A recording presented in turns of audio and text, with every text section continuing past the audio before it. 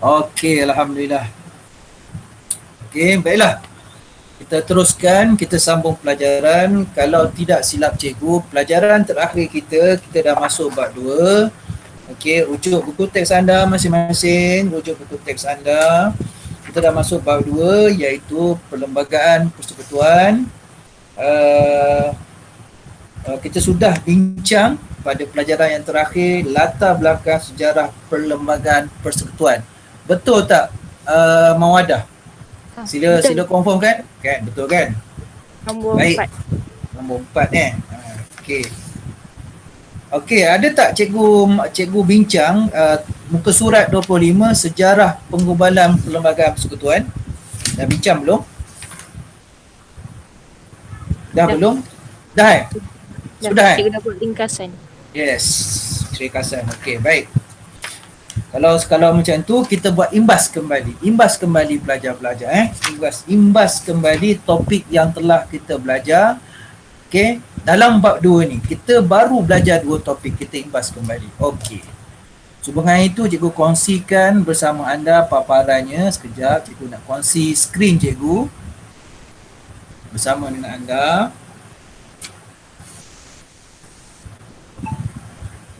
Sebentar.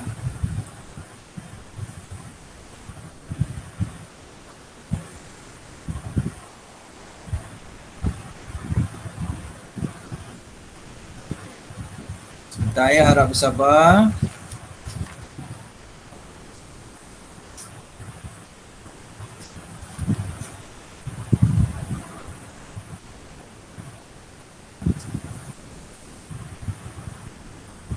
Okey. Ialah respon bila respon. Okey, respon sekarang, adakah awak lihat skrin yang cikgu kongsikan? Mungkin lambat sikit akan muncul. Nampak tak? Respon siapa-siapa? Nampak cikgu? Nampak? Nampak cikgu. Alhamdulillah. Okey, baik. Nampak tangan cikgu ni kan? Alright, nampak peta ni kan? Okey. Baik. Jom. Besar kan?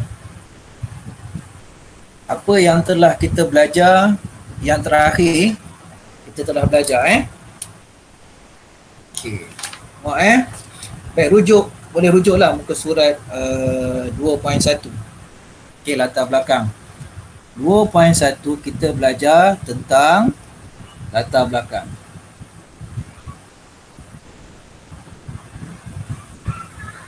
Latar belakang sejarah perlembagaan persekutuan. Cikgu buat ringkasan saja Okey. Baik. Sebelum tu anda sudah tahu maksud perlembagaan, anda juga sudah tahu maksud persekutuan. Perlembagaan bermaksud undang-undang tertinggi dalam sesebuah negara dan undang-undang itu mengatasi semua pihak. Dia adalah yang paling tinggi sekali. Jadi itu maksud perlembagaan. Manakala persekutuan merujuk kepada negeri-negeri yang berada dalam tanah Melayu dan Malaysia yang bergabung membentuk persekutuan dari Perlis sampailah negeri Sabah. Jadi negeri-negeri ini bergabung membentuk Persekutuan Malaysia. Jadi perlembagaan persekutuan bermaksud undang-undang yang tertinggi di negara kita. Jadi dalam latar belakang, okey, anda telah belajar asas perlembagaan. Okey. Yang mana asas perlembagaan ini dia ada nilai, tradisi, Kesultanan Melayu Melaka. Imbas kembali, anda pun sudah catat sebenarnya. Okey.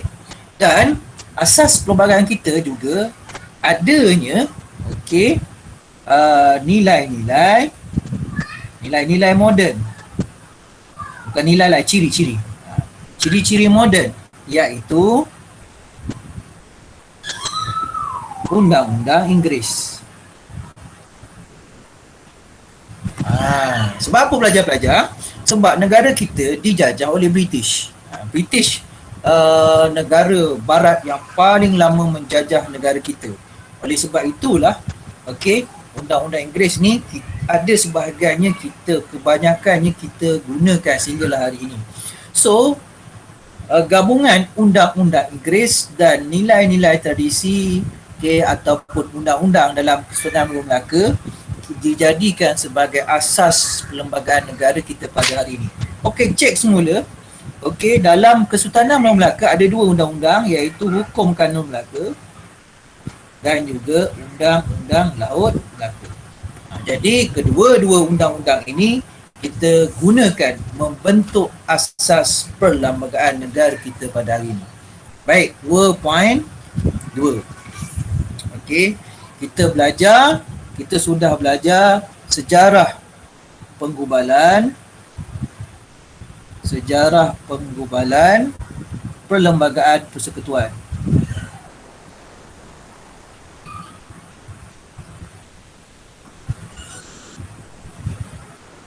Okey, jadi kalau nak mudah, kita boleh buat dalam bentuk garis masa. Sebagai contoh, garis masa yang pertama. Okey, 1877, sejarah penggubalan. Okey, di mana? Di negeri Perak. Negeri Perak, negeri Melayu yang pertama yang menggubal, okey, undang-undang. Okey, yang undang-undangnya, perlembagaan persekutuan. Ingat pelajar-pelajar, mengapa kita tak ambil Melaka? Sedangkan Melaka dah ada dua undang-undang ni. Okey, sejarah penggubalan perlembagaan persekutuan. Kita dah belajar dalam 2.1 asas perlembagaan negara. Kita ada dua. Satu ada ciri-ciri tradisional daripada Melaka, satu ada ciri-ciri moden daripada Inggeris. Jadi bermula 1877, Perak, negeri Perak, negeri Melayu pertama yang ada dua ciri tersebut, iaitu ciri Kesultanan Melayu Melaka dan ciri moden. Sebabnya kita start 1877. Faham kat situ. Jadi Perak, negeri pertama yang menggubal perlembagaan persekutuan melalui majlis negerinya. Okey, majlis negerinya. Okey, ada pelajar yang nak masuk. Sekejap, cikgu kena accept dulu. Fatin Farhana. Okey, good job. Okey, kembali. Cuba besarkan semula. Okey, kemudian okey, pada tahun seterusnya, pada tahun 1946,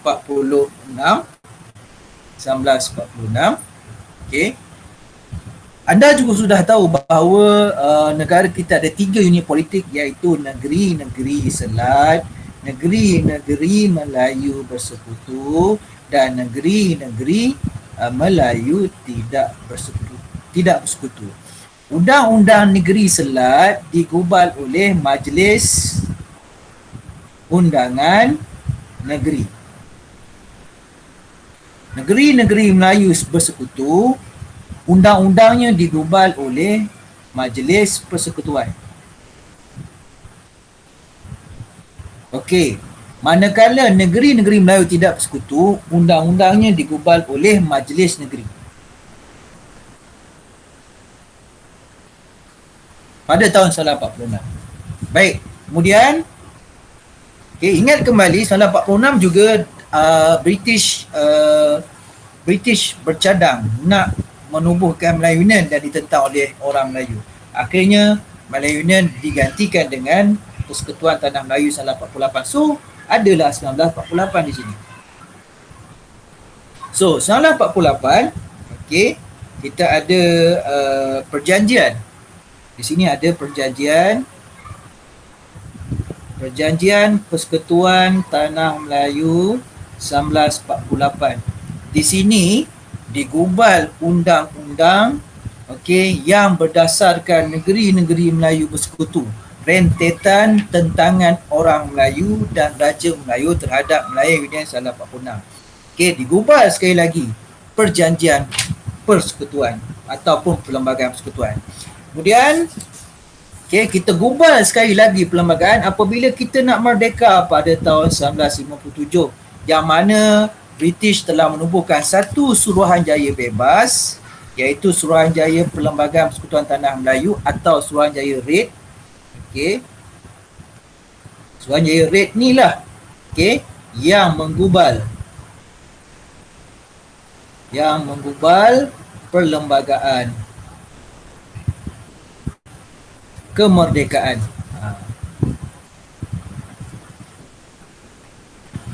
Okey. Suruhanjaya Red lah yang menggubal perlembagaan kemerdekaan. Inilah dia ringkasan dia. Nampak? Bukan ringkasan lah, paling ringkasan. Yang paling tepat sebenarnya rumusan dan gambaran keseluruhan. Inilah imbasan kembali. Okey, setakat ni faham pelajar-pelajar? Faham tak? Siapa nak screenshot boleh screenshot. Boleh screenshot. Tak. Okey, guna telefon masing-masing. Alright. Kalau macam tu, kalau dah faham, kita teruskan dengan merujuk muka surat 28. Okey, jom. Cikgu, Kita ke. Ya, okey, silakan. nak tanya 1957 tu, Ya. siapa yang mengubarkan perlembagaan kemerdekaan? Ni. Suruhanjaya Red. Oh, Suruhanjaya. Okey. Ya. Tak faham. Baik macam ni. Okey, ingat kembali pelajaran tingkatan 4. Okey, Tunku Abdul Rahman dan pemimpin tempatan yang lain pergi ke London berunding kemerdekaan. Ingat kembali. Okey. Kemudian berlakulah perbincangan antara kerajaan Malaysia, wakil kerajaan yang diketuai oleh Tunku Abdul Rahman dengan British di London. Maka British bersetuju memberikan kemerdekaan kepada negara kita. Okey. Untuk tujuan tersebut, British menubuhkan satu Suruhanjaya bebas dinamakan Suruhanjaya Red. Okey, kenapa nama Red? Sebab diketuai oleh hakim British yang bernama Lord Red. Lord Red, hakim British. Jadi Lord Red ini dan hakim-hakim yang lain yang menggubal perlembagaan kemerdekaan negara kita. Berdasarkan cadangan-cadangan daripada kerajaan British dan juga cadangan-cadangan dari Tunku Abdul Rahman, kerajaan bakal kerajaan Malaysia. Faham, Haikal? Faham tak? Faham, cikgu. Okey. Baik, kalau dah faham kita teruskan dengan muka surat 28, ciri utama perlembagaan persekutuan. Okey, jom tengok buku teks. Okey, respon nampak tak? Jelas tak? Jelas tak pelajar-pelajar? Respon. Jelas. Okey, baik. Sedia dengan pen warna masing-masing. Okey, baik. Kita masuk topik baru, 2.3 ciri utama perlembagaan persekutuan. Seperti yang telah cikgu beritahu sebelum ini, asas perlembagaan negara kita ada dua, iaitu ciri tradisional yang kita ambil sejak Kesultanan Melayu Melaka dan juga ciri-ciri moden yang kita ambil daripada penjajahan barat. Apabila barat ataupun British menjajah negara kita, British kenalkan pentadbiran moden. Kita ambil pentadbiran moden itu dijadikan sebagai perlembagaan persekutuan. Okey, baik. Dalam konteks tersebut ada 4 ciri tradisional dan 3 ciri moden. Muka surat 28 dan 29. Baik. Pelajaran berjaya dicapai oleh murid untuk topik ini. Pelajaran berjaya dicapai oleh murid sekiranya murid dapat menjelaskan ciri-ciri tradisional dan ciri-ciri moden dalam perlembagaan persekutuan dengan contoh yang sesuai. Bermaksud awak kena jelaskan dan dalam penjelasan anda mesti ada contoh ataupun bukti-bukti kukuh. Okey, baik. Kita tengok ciri tradisional. Okey, cikgu ambil lah pen highlighter pen di sini. Okey. Baik. Ciri tradisional yang pertama, kesultanan atau pemerintahan beraja. Okey, seperti yang kita tahu, sejak zaman Melaka lagi kita mengamalkan pemerintahan beraja ataupun kesultanan. Dan dalam pemerintahan tersebut sultan adalah ketua. Okey, pemerintah berdaulat dan memiliki kuasa penuh di negeri masing-masing. Itu dia. Okey. Setelah kita mencapai kemerdekaan, okey, pemerintahan beraja diteruskan dan disesuaikan dengan konsep demokrasi berparlimen. Okey. Pelajar-pelajar, cuba lihat cikgu buat catatan di sini. Pemerintahan beraja dalam ciri tradisional yang pertama adalah kesultanan atau pemerintahan beraja. Kesultanan atau pemerintahan beraja di negara kita, kita laksanakan di 2 peringkat. Buat catatan di situ. Yang pertama peringkat persekutuan, yang kedua peringkat negeri. Okey, perenggan ketiga di sini peringkat persekutuan. Perenggan kedua di sini peringkat persekutuan, perenggan ketiga di sini peringkat negeri. Okey, kita tengok peringkat persekutuan. Di peringkat persekutuan kita ada sultannya yang digelar sebagai Yang di-Pertuan Agong. Yang di-Pertuan Agong ni kita pilih setiap 5 tahun sekali secara bergilir-gilir. Dia ada senarai gilirannya yang seperti kita telah belajar sebelum ni. Okey. Baik. Okey. Baik. Yang Tuan Agong ni adalah pemerintah tertinggi bagi negara kita. Okey, pemerintah tertinggi bagi negara kita. Dalam perlembagaan juga dikenali dengan nama Ketua Utama Negara. Bolehlah buat catatan di situ. Ketua Utama Negara. So, Yang Tuan Agong, okey, sekejap, cikgu nak ambil pen di sini. Okey.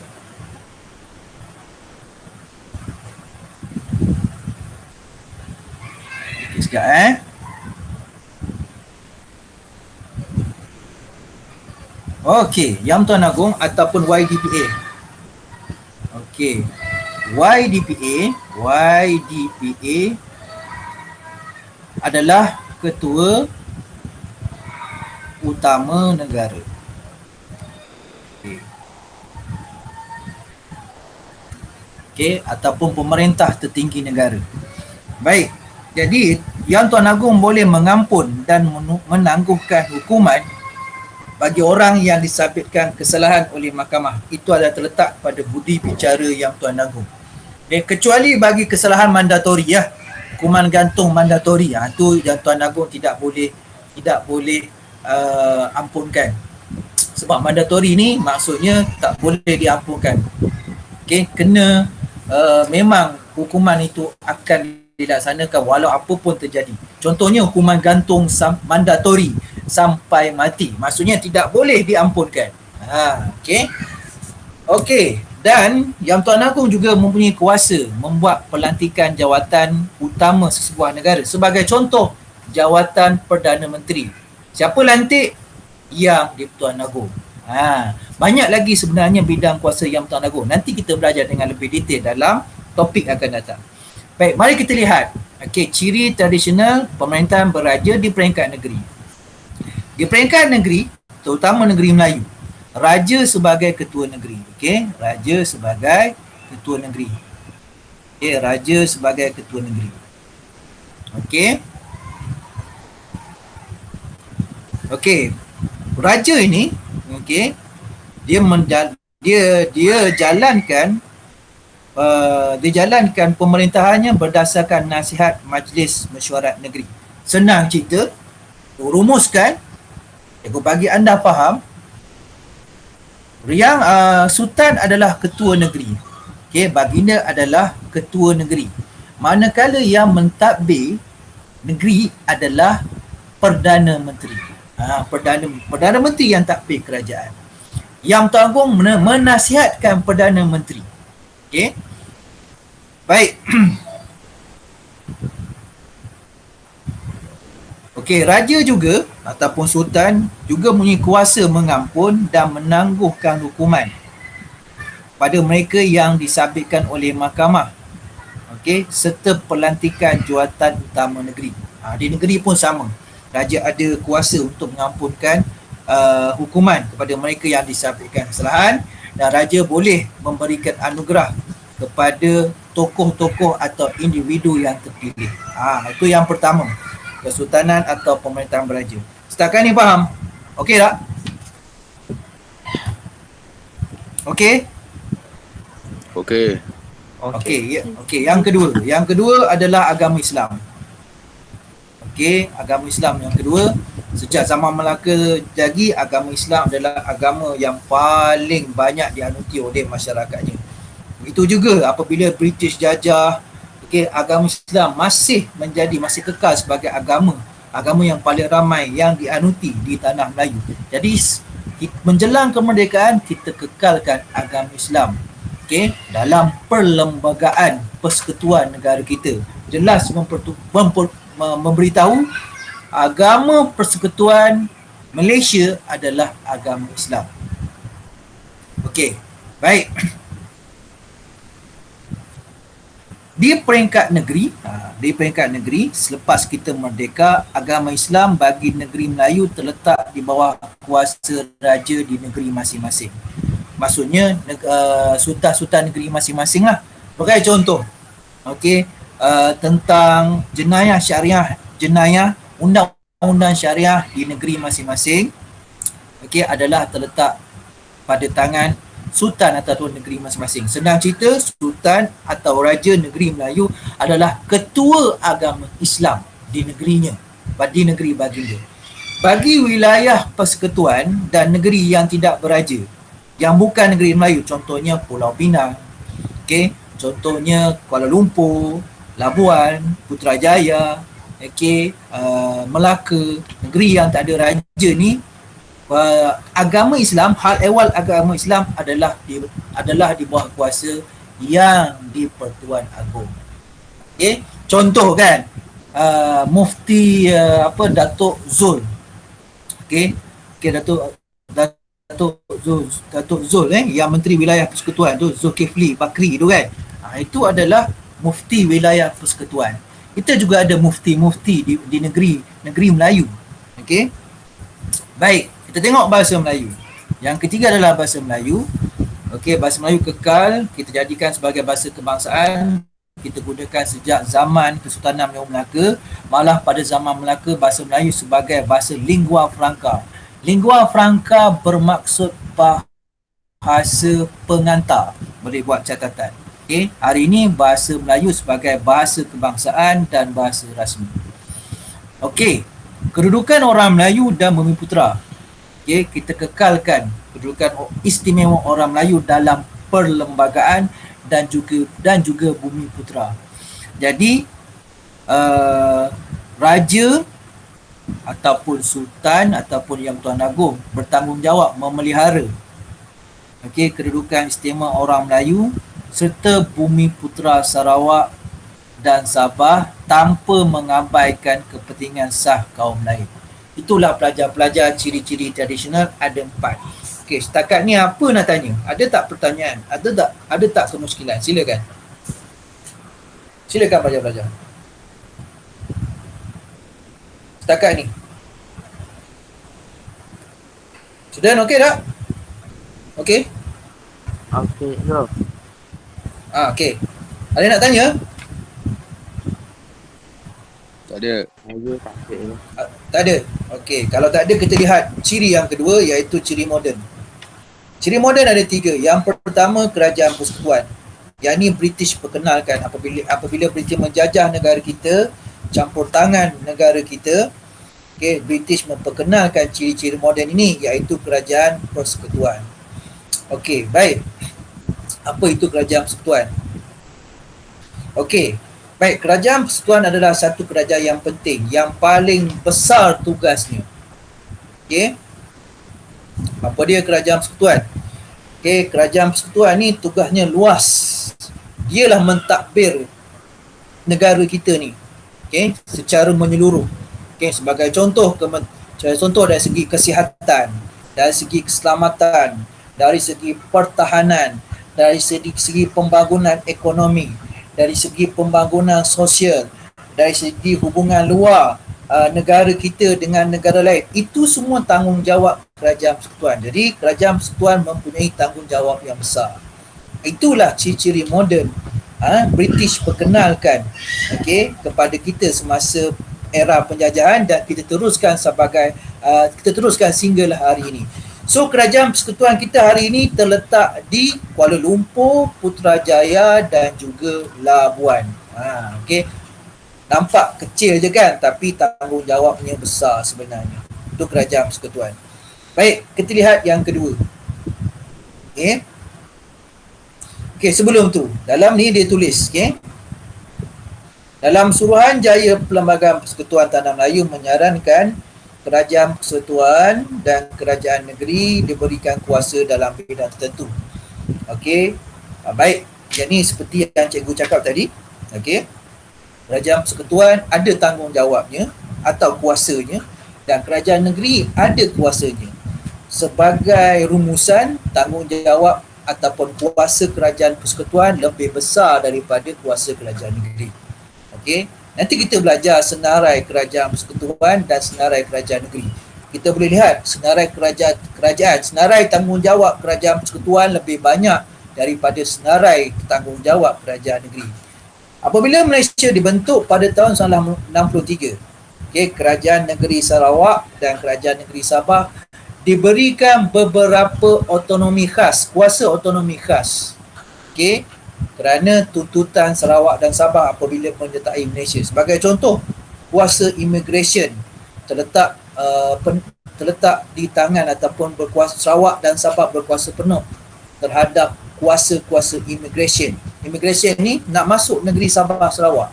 Jadi dia terletak Sabah Sarawak tidak terikat dengan kerajaan persekutuan. Sabah dan Sarawak mempunyai kuasa khas terhadap dasar immigrationnya. Sebagai contoh, ingat, siapa pernah ingat pilihan raya Sabah tahun bila pilihan raya Sabah 20, pilihan raya yang ada satu pilihan raya negeri Sabah tu, tak silap cikgu 2020 kan. Okay, kerajaan negeri Sabah membuat satu menggunakan kuasa imigrasionnya dengan menghalang, kalau tak silap cikgu, menghalang Najib ke Anwar, Datuk Seri Najib atau Anwar Ibrahim daripada memasuki Sabah, kalau tak silap cikgu. Itu maksudnya Sabah, itulah maksudnya Sabah mempunyai kuasa autonomi khas. Baik, kita lihat yang kedua. Yang kedua, sistem demokrasi berparlimen. Ingat demokrasi berparlimen, senang cerita. Ingat pilihan raya. Pilihan raya ni kita pilih 2 wakil rakyat. 1 wakil rakyat peringkat persekutuan. Okey. Okey, 1 lagi ialah wakil rakyat peringkat negeri. Sebagai contoh, wakil rakyat peringkat persekutuan ni lah yang akan menjadi ahli parlimen. Manakala wakil rakyat peringkat negeri yang akan menjadi DUN. Okey. Ni dia cakap ni. Bagi pilihan raya peringkat persekutuan, okey, diadakan untuk memilih wakil bagi membentuk kerajaan persekutuan. Manakala pilihan raya negeri, okey, dipilih untuk pilih wakil untuk membentuk kerajaan negeri. ADUN, ahli Dewan Undangan Negeri. Ni parlimen, ahli parlimen. Selalunya pilihan raya persekutuan dan pilihan raya negeri diadakan serentak, kecuali Sabah dan Sarawak diadakan secara berasingan. Okey. Jadi demokrasi berparlimen ni memberikan kebebasan kepada rakyat memilih wakil pemimpin dan menubuhkan kerajaan. Sama ada nak bubar kerajaan, sama ada nak kekal kerajaan. Okey, kekal kerajaan tersebut, sama ada nak bubar, nak tukar atau nak kekal kerajaan, semuanya adalah kuasa rakyat sebenarnya. Okey, baik. Itu yang kedua. Baik, kita lihat yang ketiga. Yang ketiga, kewarganegaraan. Okey. Kewarganegaraan. Baik. Sebelum kita merdeka, tidak ada satu sistem warganegaraan yang sama. Okey, kita ada 2 lah kewarganegaraan, satu rakyat raja dan satu rakyat British. Okey, ni sebelum kita merdeka. Selepas kita merdeka, kita ada satu kewarganegaraan saja, warga negara Malaysia, settle. Okey, setakat ni ada apa-apa nak tanya tentang ciri-ciri tradisional dan ciri moden? Silakan, boleh utarakan sebarang kemusykilan. Silakan. Saya satu soalan. Okey. Silakan Mak Wadah. Adakah British yang arahkan kita untuk masukkan ciri-ciri moden ni dalam perlembagaan persekutuan ataupun memang ciri-ciri undang-undang moden ni yang memang sistematik, jadi Perdana Menteri waktu tu yang masuk secara sendiri ciri-ciri moden. Okey, terima kasih Mawadah, soalan yang sangat baik. Okey, begini sebenarnya. Kita kena imbas kembali bermula pada tahun 1946. Okey, begini Jadi, cikgu nak semua dengar. Soalan ni bagus.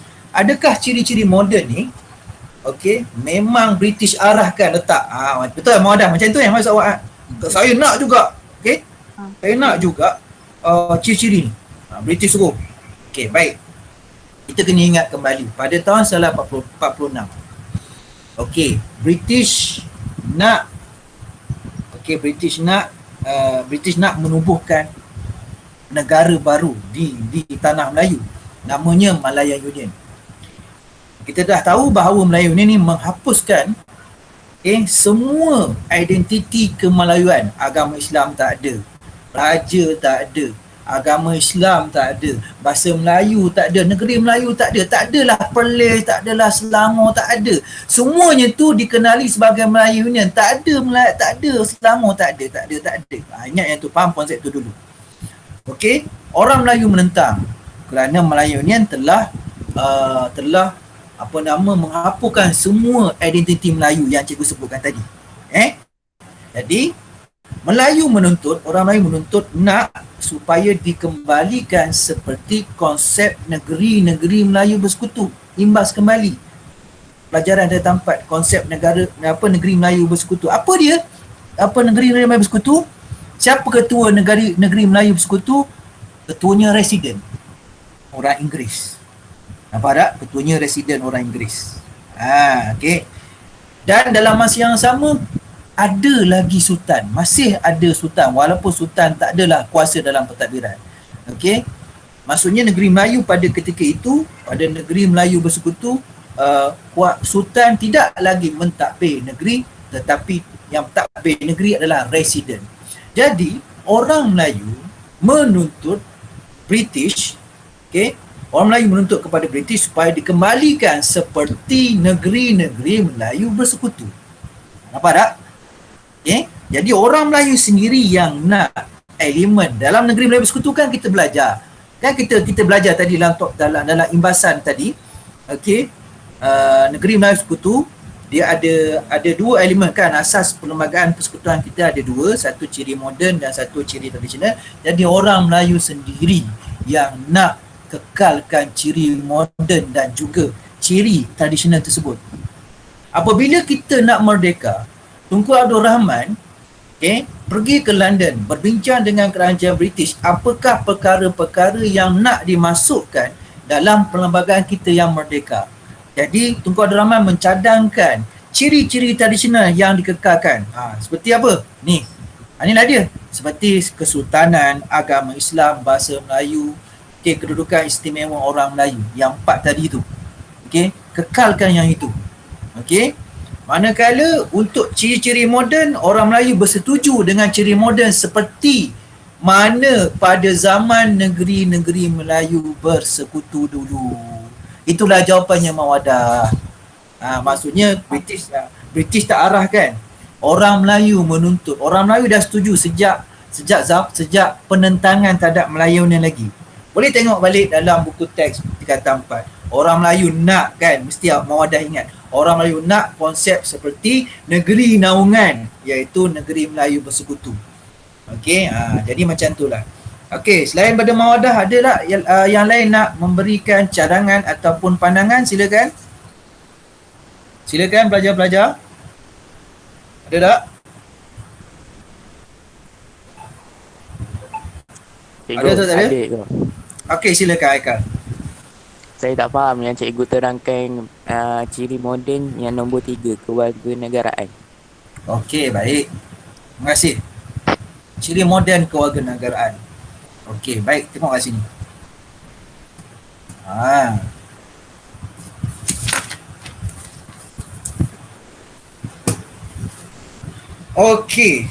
Mana pen cikgu cikgu mudahkan. Baik. Pada zaman zaman Kesultanan Melayu Melaka.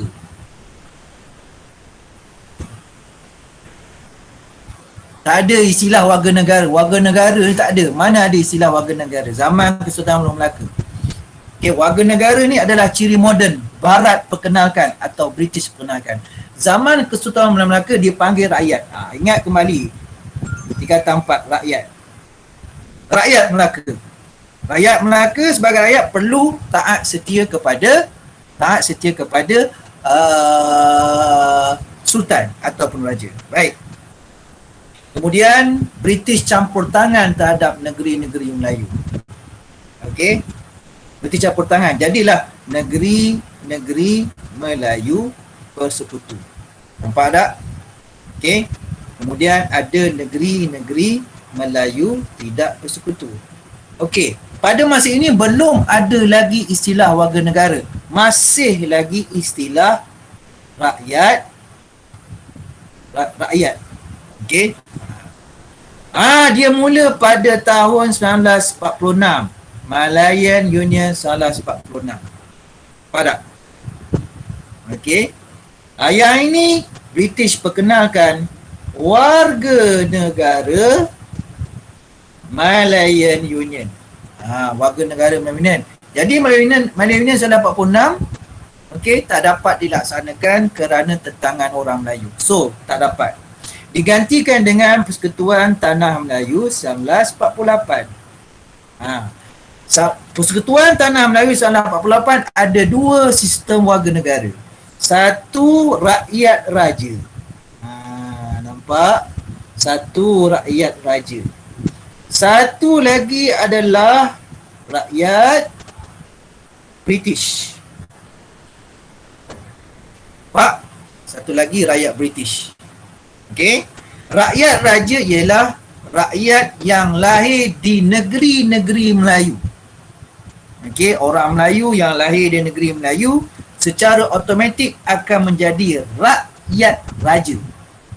Okey, manakala orang yang lahir di negeri-negeri selat, okey, negeri-negeri selat atau negeri-negeri jajahan British yang lain.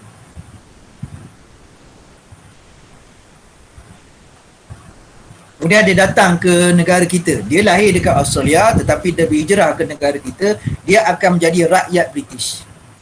So, di sini pada tahun 1948 kita nampak ada dua sistem kewarganegaraannya, rakyat raja dan rakyat British. Kemudian apabila kita merdeka, barulah 1947 kita merdeka kan. Barulah kita ada satu saja sistem warga negara. Namanya ialah Warga Negara Persekutuan Tanah Melayu 1957. Kemudian apabila kita membentuk Malaysia 1963, so kita ada satu juga sistem warga negara, iaitu Warga Negara Malaysia. Faham, Haikal? Faham. Haikal faham? Faham tak? Kan? Kalau tak faham tak tahulah, mudah habis dah ni. Okey, cuba tengok. Mudah habis dah, zaman Melaka lagi. Sampai ni. Kan? Jadi warga negara ni nak kita akan kena faham, Nalin kena faham. Konsep warga negara ni adalah ciri moden. British perkenalkan. Ciri tradisionalnya sebelum tu tak panggil warga negara, namanya rakyat. Rakyat. Okey. Baik. Begitulah pelajar-pelajar. Okey, ada lagi nak tanya? Silakan. Ada lagi nak tanya?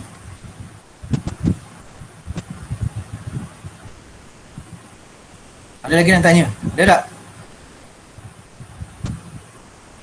Tak ada Cikgu.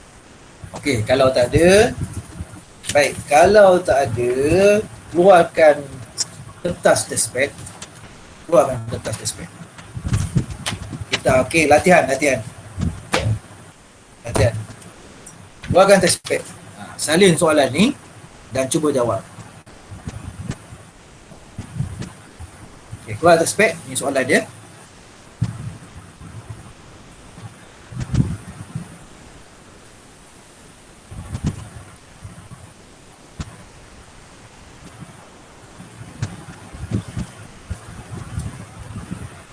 Okey, soalan yang pertama. Okey, topik ni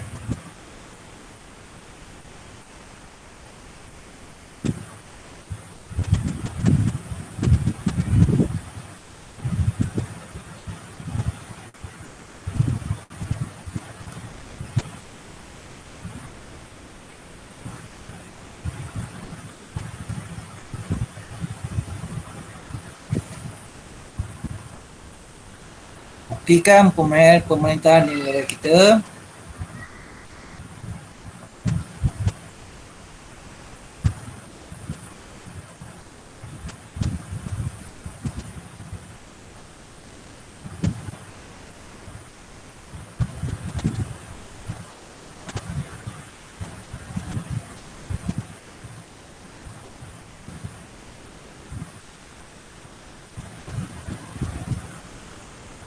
okey, itu yang pertama. Senang ini, kita dah belajar tadi.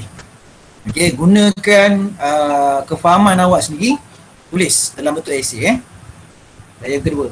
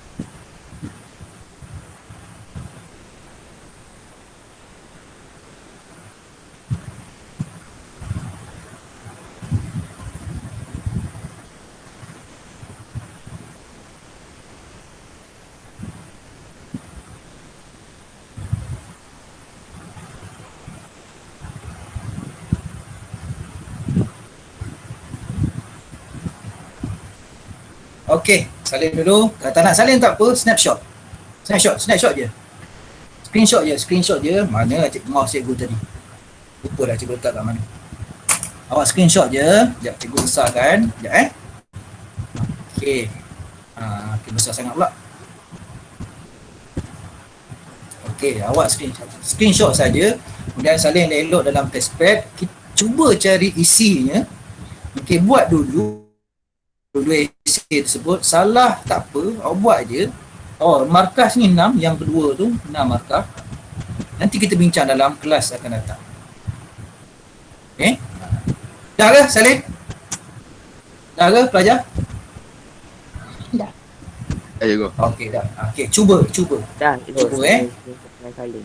Dah screenshot kan? Screenshot je. Ada telefon masing-masing kan? Baik, untuk kelas akan datang kita akan bincang jawapan bagi kedua-dua soalan ini. Okey. Baik. Okey, mari kita tengok sneak preview bagi topik seterusnya. Kita ada lagi 10 minit dulu. 10 minit lebih kurang. Okey, sampai pukul 12. Okey, betul ni tak ada Okey. Baik, pindaan Perlembagaan Persekutuan baik. 1963 Malaysia dibentuk. 1965 Singapura keluar daripada Malaysia. So apabila Malaysia dibentuk, maka kita perlu meminda perlembagaan supaya Sabah, Sarawak dan Singapura boleh menyertai Persekutuan Tanah Melayu dan membentuk negara Malaysia. So kena pindalah perlembagaan. So kita pindalah perlembagaan itu pada tahun 1963. Jadi dalam pindaan tersebut yang ubah hanya adalah 4. 1, 2, 3. Sorry. 3. Ada 3 perkara yang berkaitan dengan mahkamah. Okey. Mahkamah supaya dia sesuai dengan keadaan semasa pada ketika itu Malaysia nak dibentuk. Okey. Jadi kita pindah, kita ubah perlembagaan itu So antara yang diubah ialah struktur mahkamah.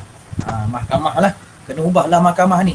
Sebagai contoh, okey, ni yang pertama diubah struktur mahkamah atasan. Okey, Persekutuan Tanah Melayu yang merdeka 1957. Okey, ada mahkamah atasan dan mahkamah rayuan. Pada tahun 1957, Sabah, Sarawak, Singapura belum menyertai Malaysia lagi. Apabila Malaysia dibentuk, maka terpaksa diubah struktur mahkamah atasan tersebut. Okey, mahkamah atasan tu ada 3 unit. Okey, apabila Malaysia dibentuk ada 3 unit, iaitu Mahkamah Persekutuan, satu untuk Tanah Melayu, satu untuk Sarawak, satu untuk Sabah dan satu untuk Singapura. Maksudnya Tanah Melayu 1, Sarawak dan Sabah 2, Singapura 3. 3 buah mahkamah. Okey. Baik. Jadi Mahkamah Persekutuan ini boleh mendengar mana-mana persoalan perlembagaan, okey, dan pertikaian antara kerajaan persekutuan dan juga kerajaan negeri. Penting mahkamah ni. Okey, sebab adanya negeri-negeri baru iaitu Sarawak, Sabah dan Singapura. So, sebarang persoalan daripada Sarawak, Sabah, Singapura dan juga negeri-negeri lain, mahkamah inilah yang akan dengar dan membuat keputusan. Okey, sebab dia dah melibatkan sempadan yang baru. Ingat perairan yang baru. Dia melibatkan kuasa-kuasa tertentu. So, yang boleh mendengar, yang boleh menentukan, yang boleh mengesahkan mahkamah saja. Itu sebabnya kena pindah mahkamah. Kena pindah perlembagaan tentang mahkamah atasan. Pelajar-pelajar. Okey, itu nombor 1. Baik, kita lihat nombor 2. Pembentukan Mahkamah Tinggi Borneo. Okey. Okey, apabila Malaysia dibentuk, Mahkamah Tinggi Malaya dikekalkan. Okey, dan dalam masa yang sama diwujudkan Mahkamah Tinggi Borneo. Mahkamah Tinggi Borneo ni untuk menguruskan soal kehakiman di Sarawak dan di Sabah. Okey. Kemudian Mahkamah Borneo ini berpusat di Kuching, Sarawak dan ada Ketua Hakim Sarawak, kita ada Ketua Hakim Sarawak dan Sabah. Mahkamah Tinggi Malaya, Ketua Hakim Malaya. Baik, yang ketiga. Okey, jawatan yang di-Pertua Negeri. Okey, jawatan yang di-Pertua Negeri. Oleh kerana Sarawak dan Sabah tak ada raja. Sarawak, Sabah tak ada raja. So, dilantiklah jawatan khas yang dinamakan sebagai Yang di-Pertua Negeri Sabah dan Yang di-Pertua Negeri Sarawak. Okey. Baik, dalam jalan tugasnya, Yang Tuan Negeri perlu mengikut nasihat Majlis Tertinggi bagi Sarawak dan Kabinet Negeri bagi Sabah. Baik, cikgu mudahkan ketiga-tiga perkara ini dalam satu nota ringkas. Sebentar, cikgu ambil test pad. Cikgu ambil A4. Okey, tengok kat sini. Cikgu mudahkan.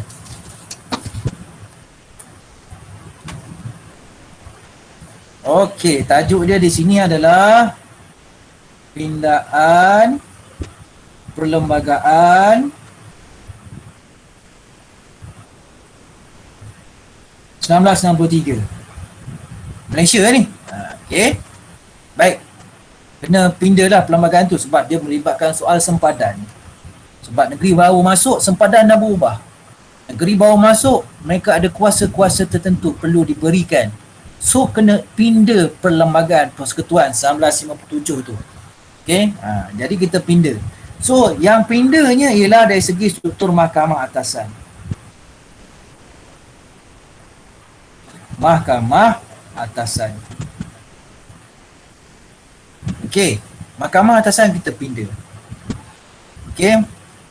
Jadi dalam mahkamah atasan ni pada tahun 1957, okey, kita ada dalam struktur mahkamah kita ialah kita ada mahkamah atasan. Kita ada Mahkamah Rayuan. Ni, Persekutuan Tanah Melayu 97. Yang ni Sabah Sarawak tak masuk lagi. Apabila Malaysia dibentuk, so kita wujudkan Mahkamah Persekutuan. Kita tukar kepada Mahkamah Persekutuan. 1963. Yang mana ada 3 unit. Ada 3 unit. Satu, Tanah Melayu, Sarawak dan Sabah, dan juga Singapura. Okey, kita tukar. Daripada Mahkamah Atasan dan Rayuan Persekutuan Tanah Melayu, okey, apabila Sabah, Sarawak, Singapura masuk, maka kita tukar struktur Mahkamah Atasan itu kepada Mahkamah Persekutuan. Dalamnya ada 3 unit mahkamah, iaitu di Tanah Melayu, Sarawak dan Sabah dan Singapura. Okey. Kemudian yang kedua. Okey, Mahkamah Tinggi Borneo.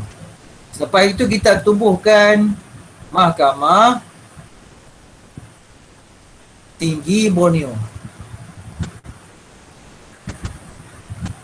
Dalam Mahkamah Tinggi Borneo ni, okey, Mahkamah Tinggi Borneo ni,